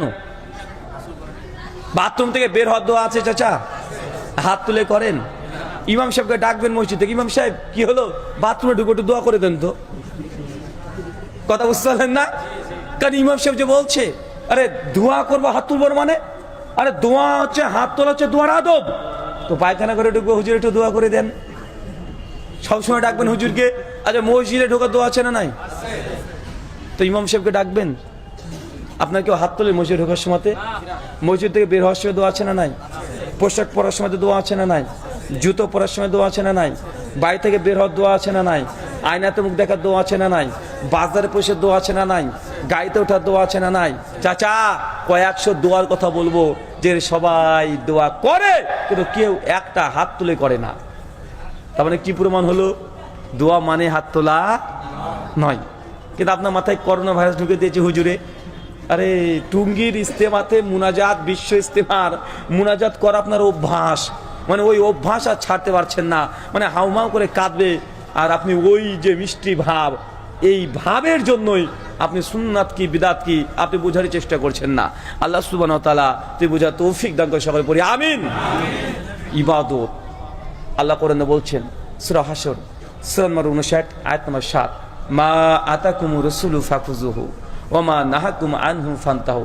আমার নবী তোমাকে যা আদেশ করে তা গ্রহণ করে নাও। নবী যা দেয় নাই ওটা যত ভালো হোক না কেন গ্রহণ করা যাবে না। আপনি যতই মনে করেন যে 4 রাকাত জুমা পড়া ভালো কাজ, যত আমি যুক্তি তথ্য দলিল দিয়ে বলি না কেন, যদিও জানি 4 রাকাত নামাজ পড়া ভালো কাজ, কিন্তু নবী দেয় নাই, এটা ভালো নয়। এটা কি নয় চাচা বলেন তো, এটা কি নয়? এটা ভালো নয়। কেন? ভালো হলে আমার নবী দিতেন, ভালো হলে আমার নবী দিতেন না। আচ্ছা, মুয়াজ্জিন কেউ আছেন আজান যারা দেন? কি আজান দিতে পারেন? একটু হাত তোলেন তো। আর আজান দেওয়া হবো না, তুমি পারো? আজানের শেষ কথাটা কি আছে? লা ইলাহা ইল্লাল্লাহ। বলেন তো, এটা আজানের যে লা ইলাহা ইল্লাল্লাহ দিয়ে শেষ করলেন, তো এটা কালেমাটা অর্ধেক না এটা পূর্ণ হলো? সাদা কালেমার অর্ধেক হলো না? লা ইলাহা ইল্লাল্লাহ, এটা দিয়ে তো আজান শেষ হয় নাকি? কি বলছেন? এটা দিয়ে তো নাকি? আচ্ছা, কেউ যদি ভাবে কালেমা কেন অর্ধেক পড়েছে এতদিন ধরে, যদি কালেমার সঙ্গে ওয়াশহাদু আন্না মুহাম্মাদান আবদুহু ওয়া রাসূলুহু বাকি অর্ধেক যদি কেউ আজানে যে ঢুকিয়ে দেয়, কি হবে কথা বলেন চাচা? কেউ যদি আজানের শেষে লা ইলাহা ইল্লাল্লাহ দিয়ে শেষ করলো, কেউ যদি বাবা এ তো তাহিরি রে ভাই, তাহিরি কাছে একবার এসেছিল না? হ্যাঁ মাশাআল্লাহ মাশাআল্লাহ, দেখেন এ ধর কি এটা এ প্রচুর কামড় দেয়। হ্যাঁ জাগিয়ে জাগিয়ে মাশাআল্লাহ মাশাআল্লাহ, এই জোরে না মাশাআল্লাহ। কিসে ছেড়ে দেন, ছেড়ে দেন, ওকে ওর মতো যেতে দেন। এই কুমিল্লা তো তাহিরির অঞ্চল না, ভাগ্যিস তাহির এবার পাঠায়নি তো ওটা, যে দেখ ওই আমাদের মা বোনের আবার আছে দেখবেন, সকালবেলা থেকে থালা বাসন মাজছে, ওই চালের উপর যদি কাক যদি কাঁ কাঁ করে, মা বোন সব কাঁদতে লাগে। কি হলো? চাচিকে বলবে, কি বাবা চাচি কাঁদছে কেন? বলছে কেউ মনে মারা গেছে আমার। তো কি ভাবে বুঝলে? বলে কাঁ এসে ডাকলো যে, বলে না? মানে কত রকমের কুসংস্কার, ডিজিটাল কুসংস্কার, এক একজনের এক এক রকমের। তো আপনাকে এই কথা বলার চেষ্টা করছি যে শরীয়ত যতটা কোরআন সুন্নাহ দ্বারা প্রমাণিত অতটাই পালন করেন, এর অতিরিক্ত যাই করতে যাবেন ভালো হলেও সেটা ভালো না। যেন আজানের শেষ বাক্য লা ইলাহা ইল্লাল্লাহ, কেউ যদি আবেগ দেখিয়ে মুহাম্মদ রাসূলুল্লাহ বলে আজান শেষ করে, আজান হবে না বাতিল? কেন? কালেমা গোটা পড়া কি ভুল? ভুল না, কিন্তু এই জায়গায় ভুল। কেন? এই জায়গায় নবী দেয় নাই। মাগরিবের নামাজ 3 রাকাত, কেউ যদি ভালোবাসা দেখে 4 রাকাত পড়ে, নামাজ হবে না বাতিল? বাতিল। তার মানে বোঝা গেল নামাজ, রোজা, হজ, যাকাত যা কিছু আছে কোরআন মাজিদে যা প্রমাণিত তাই পড়তে হবে, এর বৃদ্ধ করা যাবে না, কমানো যাবে না। আল্লাহ সুবহানাহু ওয়া তাআলা তুই বোঝা তৌফিক দান করো, আমিন। জি, প্রশ্ন উত্তর নিয়ে নেন। আপনারা এভাবে হাঁটাহাঁটি করবেন না। আন্তরিকতার সাথে বলবো, কনফারেন্সের সম্মান আমাদের কাছে, যেহেতু আমাদের কাছে একজন মূল্যবান আলেমে দিন আসছে, আমরা কথা শুনবো। প্রয়োজনে যাদের খুবই বেশি জরুরত, আপনারা একটু যত্ন সহকারে ডিস্টার্ব না করে যাবেন। যারা প্রশ্ন লিখেছেন আমাদের কাছে একটু পৌঁছে দেওয়ার জন্য অনুরোধ করবো। জি, প্রশ্নগুলো দিয়ে দেন। সব 10টা বেজে গেছে। আর প্রত্যেকের জন্য খাবারের ব্যবস্থা করা হয়েছে, আপনারা অবশ্যই পার্সেল খাবার দিয়ে যাবেন, কেউ খাবার নেওয়া ছাড়া যাবেন না। আমরা ইনশাআল্লাহ আর অল্প কিছুক্ষণ থাকবো, ধৈর্য সহকারে আমরা এই জ্ঞান ভরবো আলোচনা শুনবো ইনশাআল্লাহ। এছাড়া আমাদের সম্মানিত বাদা রাহুলের লিখিত অনেক অথেন্টিক বই আছে, আপনারা চাইলে কনফারেন্সের শেষে আপনারা গাড়ি থেকে সংগ্রহ করবেন ইনশাআল্লাহ। জাযাকাল্লাহ খায়র। আপনারা ধৈর্য সহকারে বসবেন, আপনাদের প্রতি আন্তরিকভাবে অনুরোধ করছি। প্রশ্ন এসেছে না? প্রশ্ন নিয়ে আসতেছে। জি জি, প্রশ্নগুলো আমার হাতে দিয়ে দিন, প্রশ্নগুলো একটু দিয়ে আসেন, প্রশ্নগুলো একটু আমার হাতে দিয়ে দিন। যে কোনো একজনের প্রশ্নগুলো কালেকশন করে আমার কাছে নিয়ে আসেন। কি সেই প্রশ্নের কথা গবেষণা করে আপনাদের সামনে কি বলতে নাকি বলে হ্যাঁ জি প্রচুর প্রচুর এটা কোথায় প্রচুর এটা তো এখানে লিখিত নাই, আমি প্রচুর লিখিত নেবে। সবাই একটু বসেন বলে প্লিজ সবাই একটু বসেন। এত সুন্দর একটি আলোচনা পরিবেশ আমরা চাই না এটা নষ্ট হোক। আমরা চেষ্টা করছি চাঁদপুর জেলা আনাচে কানাচে তৌহিদের আলো জ্বালানোর জন্য। তারই ক্ষুদ্র প্রচেষ্টা হচ্ছে এই হাজীগঞ্জের একটি দিনী মার্কাজ। আপনাদের জন্য একটি জরুরি ঘোষণা, আওয়াজ ছাড়া প্রশ্নটা আমার কাছে দেন, যারা লিখেছেন একটু জমা দিয়ে দেন, হ্যাঁ? আর সবাই উঠবেন না প্লিজ। আপনারা একটু জরুরি ঘোষণা শুনেন। আমাদের কচুয়াতে একটি দিনী মার্কাজ হয়েছে অনেকদিন আগে থেকে, জানেন, কয়েক বছর ধরে ধারাবাহিকভাবে সেখানে ইসলামী সম্মেলনগুলো হচ্ছে অত্যন্ত মানসম্মত, এবং বাংলাদেশের টপ যে আলেমগুলো আছে তাদেরকে নিয়ে কিন্তু আমাদের এই কনফারেন্সগুলো অনুষ্ঠিত হচ্ছে। তো Chandpur Tawhid Academy and Islamic Centre এর উদ্যোগে আমাদের 10ম বার্ষিক, সুবহানাল্লাহ, সবাই বলি মাশাআল্লাহ, 10ম বার্ষিক 2 দিন ব্যাপী সালাফি কনফারেন্স 2 ও 3 জানুয়ারি ইনশাআল্লাহ 2025, 2 ও 3 জানুয়ারি বৃহস্পতিবার ও শুক্রবার। প্রথম দিন আলহামদুলিল্লাহ আমাদের এখানে প্রথম দিন যে আলোচকরা থাকবে অত্যন্ত চমকপ্রদ আলোচক অধ্যাপক সাহেব ডক্টর আব্দুল্লাহ ফারুক সাহেব হাফিজুল্লাহ, যিনি জমিয়তের সভাপতি মাশাআল্লাহ, সাহেব ডক্টর শহীদুল্লাহ খান মাদানী মাশাআল্লাহ, সাহেব ডক্টর মুজফফর বিন মহসিন, শায়েখ জামশেদ মজুমদার। ইনশাআল্লাহ প্রথম দিন আপনারা মিস করবেন না কেউ। দ্বিতীয় দিন আরো বিশেষ আকর্ষণ, সবার পছন্দের শাইখ আব্দুর রাজ্জাক বিন ইউসুফ হাফিজাহুল্লাহ মাশাআল্লাহ, শাইখ ডক্টর মুকাররম বিন মহসিন মাদানী হাফিজাহুল্লাহ মাশাআল্লাহ, শাইখ আব্দুল্লাহ বিন আব্দুর রাজ্জাক মাশাআল্লাহ মাশাআল্লাহ তাবারাকাল্লাহ, সর্বোপরি শাইখ ডক্টর মুজফফর বিন মহসিন মাশাআল্লাহ মাশাআল্লাহ। জুমার খুতবা পরিবেশন করবেন ডক্টর মুজফফর বিন মহসিন। দুই ভাইকে একত্রে পাচ্ছেন দ্বিতীয় দিন। আল্লাহ সুবহানাহু ওয়া তাআলা এই Chandpur Tawhid academy and Islamic সেন্টারকে কবুল করুক, আল্লাহুম্মা আমিন, এবং এই সালাফি কনফারেন্সকে আল্লাহ কবুল করুক, আল্লাহুম্মা আমিন। না লাগে ছাড়বো। জি, আসসালামু আলাইকুম। আমাদের এখানে আরেকজন গুণীজন বক্তা আছে, সারা বাংলাদেশ সবাই ছিলেন, তিনি হচ্ছেন সাইদ ডক্টর কামাল উদ্দিন জাফরি সাহেব। আপনারা যারা আমাদের কচুয়াতে তো গত বছর গিয়েছেন, এবারও যারা যাবেন, আপনারা যারা রাত্রে থাকবেন তাদের খানার ব্যবস্থা রয়েছে, থাকার ব্যবস্থা রয়েছে, এবং সকালে 15 পরে দার্স আছে, জুমার পর্যন্ত আমাদের শেখ মুজাফফর বিন মহসিন দিবেন। ইনশাআল্লাহ জানুয়ারি 2 তারিখ বৃহস্পতিবার, 3 তারিখ শুক্রবার আপনাদের হাজিপুর বাসী সবাই যাওয়া হবে ইনশাআল্লাহ। আলহামদুলিল্লাহ সার্ভিসটা মোশন দিয়ে দিই। যেহেতু প্রশ্ন আসছে আমরা অল্প কয়েকটা প্রশ্ন দিয়ে ইনশাআল্লাহ শেষ করে দিব। সবার আগে সকলের মেহমানদারির ব্যবস্থা আছে, একটু বসেন। আপনারা এই কনফারেন্স সৌন্দর্য মণ্ডিত আপনারা করবেন। আসসালামু আলাইকুম, আমি মিজানুর রহমান শেখ। আমার প্রশ্ন, শেয়ার মার্কেট বা পুঁজি বাজার ব্যবসা সম্পর্কে হালাল হারাম একটু ধারণা দিবেন। জমির বা ফ্ল্যাটের দালালি কি হালাল না হারাম? প্রথম কথা, শেয়ার বাজার বা শেয়ার মার্কেটিং এটা সম্পূর্ণভাবে পুরোটাই হালাল নয়, আবার সম্পূর্ণ শেয়ার মার্কেটিং হারামও নয়। এখন আপনি শেয়ার মার্কেটিংয়ের অনেকগুলো টার্ম অ্যান্ড কন্ডিশন আছে এবং তাদের অনেকগুলো বিজনেস আছে। কোথায় আপনি ডিপোজিট করছেন এটা আগে জানতে হবে, তার টার্মস অ্যান্ড কন্ডিশন কী আছে সেটাকে দেখতে হবে, তারপরে প্রশ্নের অ্যান্সার করা হবে। ডাইরেক্ট শেয়ার বাজার হালাল অথবা হারাম ফতোয়া দেওয়া যাবে না, কেন অনেক অংশ আছে শেয়ার মার্কেটের, অনেকগুলো আছে হালাল বৈধ পন্থায়, আবার অনেকগুলো আছে হারাম, তাই আগে না জেনে বলতে পারবো না। সূরা বানী ইসরাঈল 36 আল্লাহ জানিয়েছেন, ওয়ালা তাকফু লাইসা লাকা বিহি মিন ইলম ইন্নাস সামাআ ওয়াল বাসারা ওয়াল ফুআদা কুল্লু উলাইকা কানা আনহু মাসউলা। যে বিষয়ে তোমার জানা নেই, কমপ্লিট না জেনে সে বিষয়ে তুমি কথা বলো না, নিঃসন্দেহে তোমার চক্ষু কর্ণ জিহ্বা কিয়ামতের মাঠে জিজ্ঞাসিত হতে হবে। সূরা বানী ইসরাঈল 36।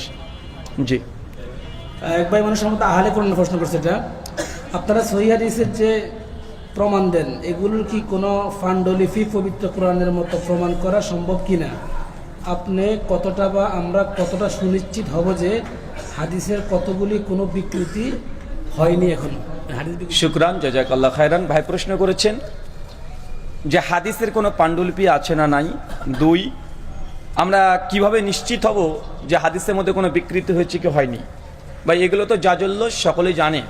আচ্ছা, যিনি প্রশ্ন করেছেন তিনি কি এখানে উপস্থিত আছেন? থাকলে আপনি হ্যাঁ না না সেটা নয়, উনি কি আছেন এখানে যিনি প্রশ্নটা করেছেন? একটু হাত তুললে ভালো হয়। মানে এই প্রশ্নটা যে করছে ওই ভাই কি আছে এখানে? কোনো সমস্যা থাকতে ভাই পারে? কোনো সমস্যা নেই ভাই, আমরাই মাজলুম রে ভাই, আমরাই মাজলুম, তোমার কোনো টেনশন নাই। কে আছেন কি ফেরেশতা এসে প্রশ্ন করে দিয়েছে নাকি? প্রশ্ন এসেছে মানে মানুষ তো আছে নাকি? হ্যাঁ না, ফেরেশতারা দিয়ে গেছে। ভাই কে রে ভাই, একটু হাত তোল বাপ। দেখেন হাত আমি এই জন্য তুলতে বলছি, আপনি এমন ভাবে উঠলেন যে আপনিই বা, মানে কারণ আমি একটা অ্যান্সার দিয়ে দিব, কারণ আমার অ্যান্সারে সে যদি সন্তুষ্ট না হয়, তার মনের মধ্যে 4টা তৃতীয় একটা প্রশ্ন, যে আমি একটা জবাব দিলাম, উনি ভাবছে যে এটা জবাব আছে আমার কাছে, ভাবতে পারে কি পারে না? কথা বলে পারে। তো আমি চাই তার মধ্যে যে ভুল ধারণা আছে সেটা পূর্ণভাবে যেন সমাধান হয়ে যায়, তার মধ্যে যেন কোনো সংশয় না থাকে। এই জন্য তার জন্য এই প্রশ্নে আমি একটা উত্তর দেব, হ্যাঁ আছে, হাদিসের পাণ্ডুলিপি আমাদের কাছে মজুদ আছে। মুয়াত্তা মালিকের প্রথম যেটা 93 হিজরিতে ইমাম মালিক জন্মগ্রহণ করে, কেন আহলে কোরআন মুনকিরে হাদিস এটা প্রাপগণ্ডা চালিয়েছে। কি জানেন প্রাপগণ্ডা হচ্ছে এটা যে হাদিস লেখা হচ্ছে 200 বছর পর, এটা ডাহা মিথ্যা কথা, ডাহা মিথ্যা কথা। তারা হাদিস এটা সংকলন ইতিহাস ধরে ইমাম বুখারী থেকে। দেখো ইমাম বুখারী 194 জন্ম, 256 মৃত্যু, তার মানে আল্লাহ রসুলের মৃত্যু 200 বছর পরে হাদিস থেকে লেখা হয়েছে। তো এটা ডাহা মিথ্যা কথা, কে জান বলেন তো ভাইজান। তার মূল কথা হচ্ছে মনে করছে ইমাম বুখারী প্রথম হাদিস লিখেছেন, আর ইমাম বুখারীর আগে তো হাদিসের গ্রন্থ ছিল পৃথিবীতে, ছিল না।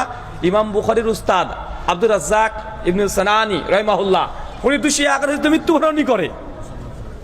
মুসান্নাফ আব্দুর রাজ্জাক 40,000 হাদিস আছে, চিন্তা করতে পারছেন। ইমাম বুখারীর একজন উস্তাদ আবু বকর ইবনে আবি শাইবা, তিনি মৃত্যুবরণ করেন 235 হিজরিতে, 166তে জন্মগ্রহণ করছেন। মানে ইমাম বুখারী উস্তাদ, তার মুসান্নাফ ইবনে আবি শাইবা এখনো দুনিয়াতে বিদ্যমান আছে, তার পাণ্ডুলিপি এখনো বিদ্যমান আছে। মুসান্নাফ ইবনে আবি শাইবার নাম শুনেন নাই? প্রায় এটাতেও 38,000 হাদিস আছে।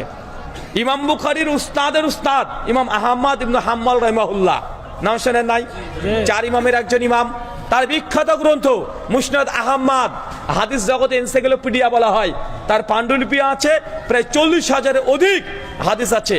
তাই এই কথা এটা অপপ্রচার, ডাহা মিথ্যা কথা যে হাদিস লেখা হয়েছে 200 হিজরিতে। ইমাম বুখারী দিয়ে তারা গণনা শুরু করছে, ইমাম বুখারী থেকে গণনা শুরু করা একদম মানে কঠিন পাগলের কাজ। কারণ ইমাম বুখারী উস্তাদরা হাদিস রচনা করেছে। ইমাম আহমেদ বিন হাম্বলের উস্তাদের নাম কি?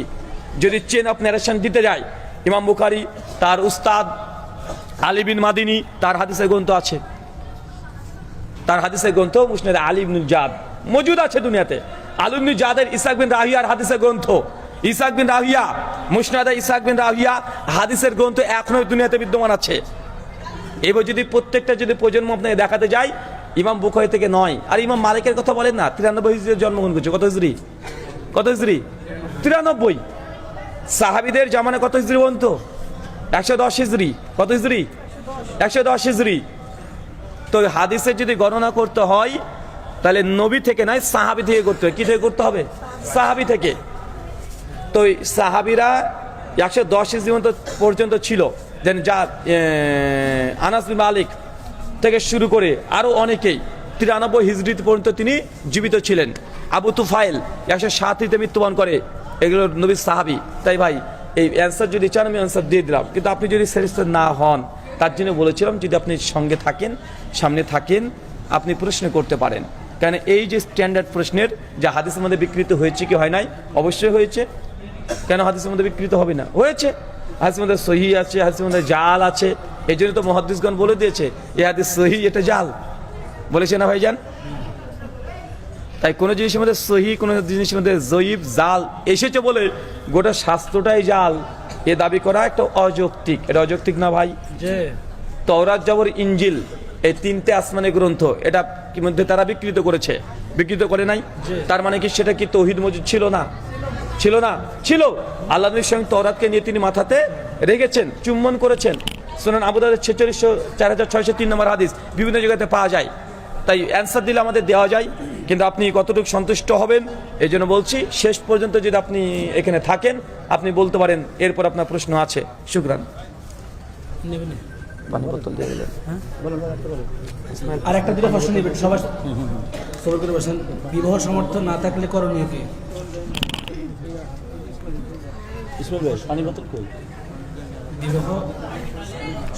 বিবাহের সামর্থ্য না থাকলে করণীয় কি? সোজা উত্তর, রোজা করতে হবে বাবা। এখন কোন দিকে সামর্থ্য নাই এটা না। বিবাহের সামর্থ্য না থাকলে কি করণীয়? যদি মেডিকেল প্রবলেম হয় ডাক্তার দেখান, ডাক্তারের কাছে যান, কলকাতা মেডিকেল যে হারবাল আছে ও চিকিৎসা নেন। আর যদি দেখেন যে না ওটাতে কোনো সমস্যা নেই, ওটা ঠিকই আছে, তাহলে আর কী করবেন? অর্থনৈতিক সংকট, তো রুজি রোজগারে ব্যস্ত হয়ে যান। দেখছেন না রুজি রোজগার ঠিক আছে, কিন্তু মন বলছে আপনি দেখতে ছেলে কিন্তু ভেতরে আপনি মেয়ে, তাহলে পাগলা আর পাব না। কারণ বাংলাদেশে এমন আছে না ভাইজান, বলছি আমি দেখতে যদি ছেলে, কিন্তু ছেলে মানুষ দেখতে বাইরে থেকে সব কিছু আছে, গোপ দাড়ি সব আছে, ভেতরে ওটাই আছে, কিন্তু তারপরে বলছে দেখতে ছেলে হলেও আমি ছেলেকেই বিয়ে করব। কেন?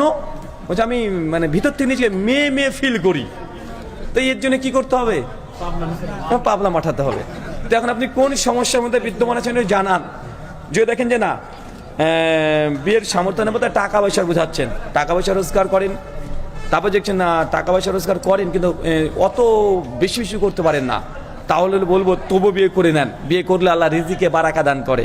সূরা নূর আয়াত 30 এবং 31।